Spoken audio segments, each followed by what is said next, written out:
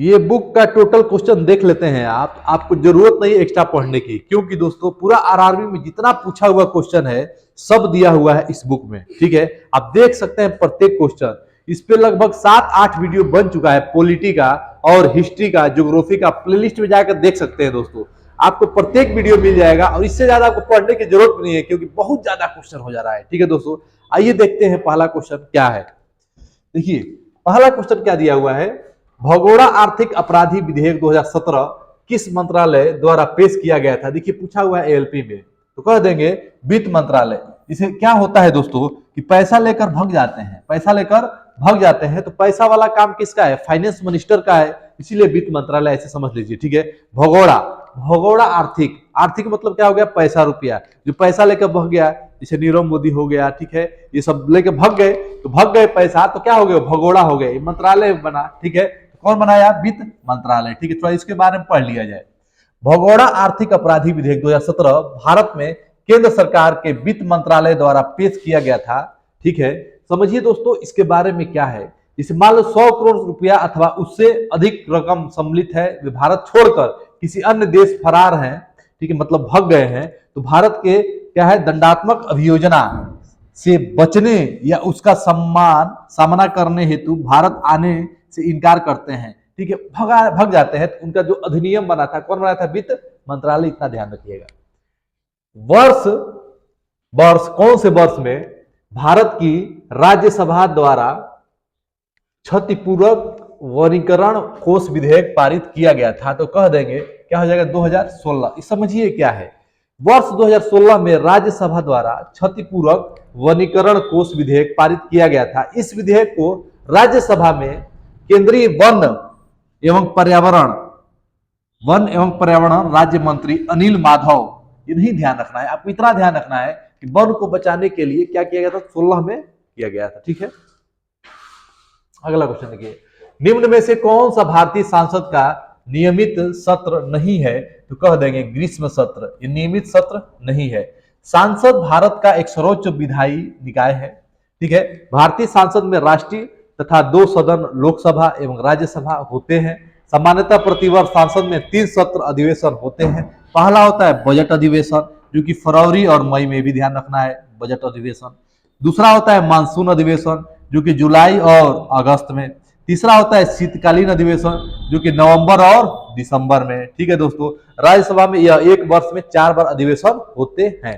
ठीक है, अगला क्वेश्चन, ओबीसी वर्ग में क्रीमी लेयर की पहचान करने के लिए नियुक्ति समिति का नाम क्या था, जिसने 1993 में अपनी रिपोर्ट प्रस्तुत की और उसे स्वीकार कर लिया गया था, तो कह देंगे दोस्तों, देखिए क्रीमी लेयर हो गया, ओबीसी में क्रीमी लेयर होता है, आप जब फॉर्म भरते होंगे तो देखते होंगे, तो हो जाएगा ऑप्शन क्या, रामनंदन समिति।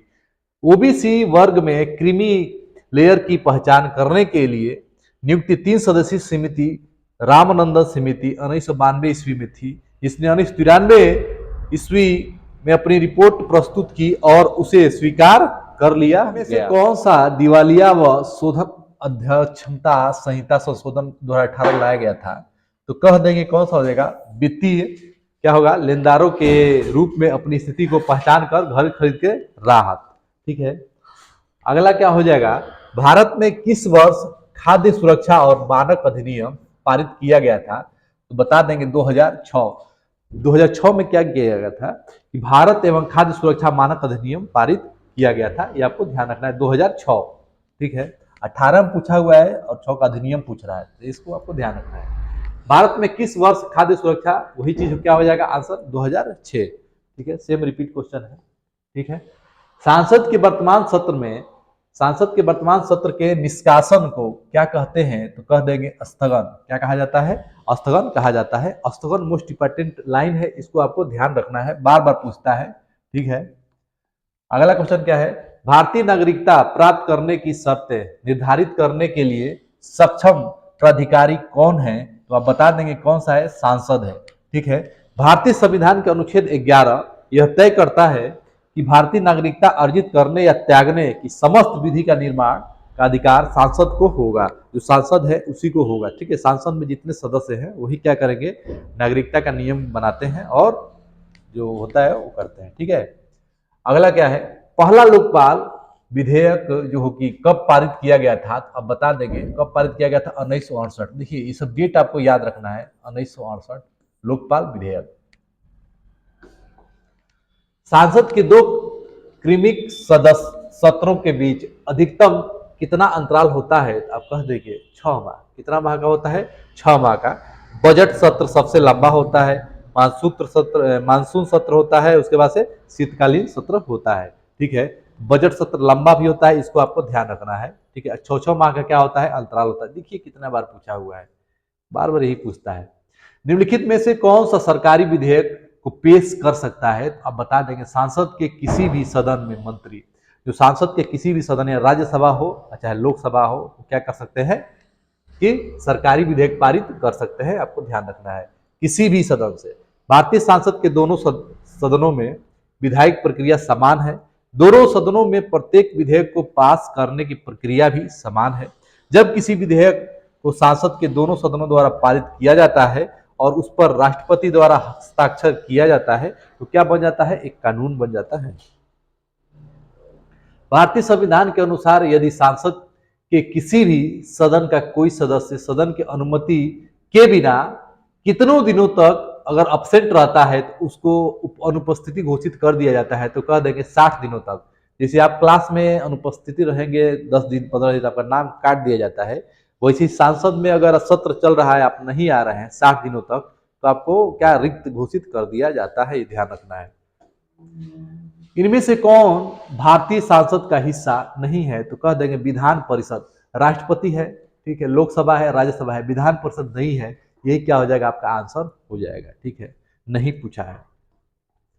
और ये भी आपको ध्यान रखना है, अनुच्छेद 79 सांसद का उल्लेख किया गया है। ठीक है, इनमें से कौन भारतीय संसद का हिस्सा नहीं है, फिर वही चीज आ गया, तो वही आंसर होगा। ठीक है, नहीं है, ये भी वही रिपीट हो गया है। वार्षिक वित्तीय विवरण भारतीय संविधान के किस अनुच्छेद के तहत तैयार किया गया है, तो कह देंगे अनुच्छेद 112। अनुच्छेद 112 के तहत क्या किया गया है, इसको तैयार किया गया है, क्या, वार्षिक वित्तीय विवरण भारतीय संविधान के। ठीक है, किस एक प्रस्तावित विधायिका कानून का मसौदा है, तो बता देंगे विधेयक। विधेयक क्या है, एक प्रस्तावित विधायिका का मसौदा है। उच्च न्यायालय के क्षेत्राधिकारी को किसी केंद्र शासित प्रदेश तक बढ़ाने या उससे बाहर करने का अधिकार किसके पास होता है, तो अब बता देंगे किसके पास होता है, कानून द्वारा सांसद के पास होता है। अगला क्वेश्चन क्या है, निम्नलिखित में से किस वर्ष भारत की संसद द्वारा आपराधिक प्रक्रिया यानी पहचान विधेयक पारित किया गया है, तो आप कह देंगे कौन सा हो जाएगा, 2022। भारतीय संविधान का कौन सा सांसद की सदस्यता के लिए योग्यता निर्धारित करता है, कौन सा अनुच्छेद जो है सांसद की सदस्य के लिए योग्यता निर्धारित करता है, तो आप बता देंगे क्या हो जाएगा, 84। अनुच्छेद 84 के अनुसार सांसद के सदस्य चुने जाने के लिए योग्यता संबंधित है, वह भारत का नागरिक होना चाहिए और उसकी आयु राज्यसभा के लिए 30 वर्ष तथा लोकसभा के लिए 25 वर्ष होना अनिवार्य है। देखिए राज्यसभा के लिए आयु जो होता है 30 वर्ष होना चाहिए, और लोकसभा के लिए आयु कितना होना चाहिए, 25 वर्ष होना चाहिए, आपको ध्यान रखना चाहिए। वार्षिक वित्तीय विवरण जिसमें बजट के भाग के रूप में प्रस्तुत किया जाता है, तो भारतीय संविधान के किस अनुच्छेद के अंतर्गत आता है, तो आप बता देंगे अनुच्छेद 112 के अंतर्गत आता है। अब देखिए दोस्तों, सांसद के बारे में भी यही दिया हुआ है। सांसद, भारत की सांसद क्या है, तो कह देंगे राष्ट्रपति, लोकसभा और राज्यसभा। ये आपको ध्यान रखना है, राष्ट्रपति, लोकसभा और राज्यसभा। संविधान के अनुच्छेद 79 के अनुसार संघ के लिए एक सांसद होगी जो राष्ट्रपति, दोनों सदन लोकसभा और राज्यसभा से मिलाकर बनेगी। सांसद केंद्र सरकार का विधायिक अंग है और भारत का सर्वोच्च विधायिक निकाय है। सांसद के मुख्यतः निम्न कार्य है, विधायिक कार्य, वित्तीय कार्य। ठीक है, ये सब आपको ध्यान रखना है। अगला क्वेश्चन क्या है, भारतीय संविधान के किसके अनुसार कोई भी व्यक्ति उपराष्ट्रपति के रूप में चुनाव के लिए पात्र नहीं होगा जब तक वह भारत का नागरिक न हो, 35 वर्ष की आयु पूरी न, यानी कि उपराष्ट्रपति का एज कितना चाहिए, 35 वर्ष। ठीक है, और भारत का नागरिक होना अनिवार्य है, और राज्य परिषद के सदस्य के रूप में चुने जाने के लिए योग्यता न रखता हो। तो कौन सा अनुच्छेद हो जाएगा दोस्तों, 66 हो जाएगा। क्या हो जाएगा, 66। जो अनुच्छेद 66 में के अनुसार उपराष्ट्रपति का निर्वाचन संसद के दोनों सदनों के सदस्यों से मिलकर बनने वाले निर्वाचन गण के सदस्यों द्वारा अनुपातित प्रतिनिधित्व पद्धति के अनुसार एकल संक्रमणीय मत द्वारा होगा। ऐसे निर्वाचन में मतदान गुप्त होगा। उपराष्ट्रपति निर्वाचन होने के लिए पात्र होंगे जैसे भारत का नागरिक हो, 35 वर्ष हो, राज्यसभा का सदस्य निर्वाचित होने के लिए उत्तरदायी हो। निम्नलिखित में से कौन से विकल्प में भारत का उपराष्ट्रपति बनने हेतु अर्हता नहीं है? तो कह देंगे लोकसभा का सदस्य का धारक, ये नहीं है। बाकी तीनों है। भारत का नागरिक हो, ठीक है, 35 वर्ष हो और राज्य की सदस्य का धारक हो। निम्नलिखित में से कौन पदेन राज्यसभा अध्यक्ष के रूप में कार्य करता है? तो बता देंगे उपराष्ट्रपति। राज्यसभा के रूप में कौन पदेन कार्य करता है? उपराष्ट्रपति। और लोकसभा में राष्ट्रपति का, लेकिन स्पीकर को बैठाया जाता है, ठीक है। भारत में उपराष्ट्रपति के चुनाव से संबंधित किसी भी विवाद पर निर्णय कैसे होता है? उच्चतम न्यायालय लेता है। उच्चतम, ठीक है, सर्वोच्चतम में उच्चतम न्यायालय। उच्चतम मतलब कि वही हो गया सुप्रीम कोर्ट। 2017 के चुनाव में उपराष्ट्रपति पद के लिए यूपीए उम्मीदवार कौन थे? तो आपको पता है, गोपाल कृष्ण गांधी। 2017 की बात है, करंट अफेयर है। भारत के उपराष्ट्रपति का पद कितने समय के लिए होता है? तो आप बता देंगे 5 वर्षों के लिए होता है। भारत में दूसरा उच्च संवैधानिक पद कौन सा होता है? आपको पता होना चाहिए, क्या होता है? उपराष्ट्रपति दूसरा उच्च संवैधानिक पद होता है। पहला कौन सा है? राष्ट्रपति है। दूसरा कौन सा है? उपराष्ट्रपति है। उपराष्ट्रपति राज्यसभा क्या होता है? पदेन सभापति होता है। भारतीय संविधान के अनुसार भारत के उपराष्ट्रपति का चुनाव होता है तो सांसद के दोनों सदनों के द्वारा। सांसद के दोनों सदनों के द्वारा क्या होता है? उसका चुनाव होता है। अगला क्वेश्चन क्या है? भारत के उपराष्ट्रपति के किसके द्वारा निर्वाचित किया जाता है? तो आप बता देंगे सांसद के दोनों सदनों के सदस्यों द्वारा निर्वाचित किया जाता है। किसको? भारत के उपराष्ट्रपति को। सांसद के दोनों सदनों, पीछे ही क्वेश्चन था, आगे भी क्वेश्चन था, बार बार पूछता है, आपको ध्यान रखना है। उपराष्ट्रपति का चुनाव, ठीक है, और राष्ट्रपति का भी वैसे ही होता है। यहाँ पे भरना है कि निर्वाचन एक निर्वाचक मंडल द्वारा किया जाता है जो सांसद के दोनों सदनों, राज्यसभा और लोकसभा के सदस्यों से मिलकर बनता है। तो कह देंगे उपराष्ट्रपति। उपराष्ट्रपति का निर्वाचन एक निर्वाचक मंडल द्वारा होता है, इस चीज आपको ध्यान रखना है। अक्टूबर 2020 के अनुसार भारत के उपराष्ट्रपति कौन है? तो आप देखिए 2020 का पूछ रहा है तो हो जाएगा वेंकैया नायडू, ठीक है। अभी का आपको ध्यान रखना है, ठीक है। निम्नलिखित में से किसने 11 अगस्त 2022 से भारत के उपराष्ट्रपति पद ग्रहण किया? देखिए बार बार पूछ रहा है, ये आपको ध्यान रखना है। धनखड़ जी, जगदीप धनखड़, 22 में पूछा हुआ है।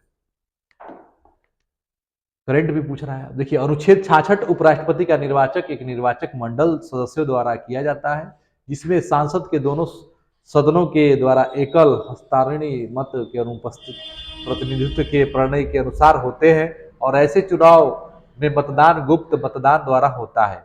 ये चीज आपको रखना है, गुप्त मतदान होता है। राज्यसभा के सभापति कौन है? तो आप बता देंगे कौन है? जगदीप धनखड़। वही उपराष्ट्रपति जो रहेंगे वही होंगे, ठीक है, ये आपको ध्यान रखना है।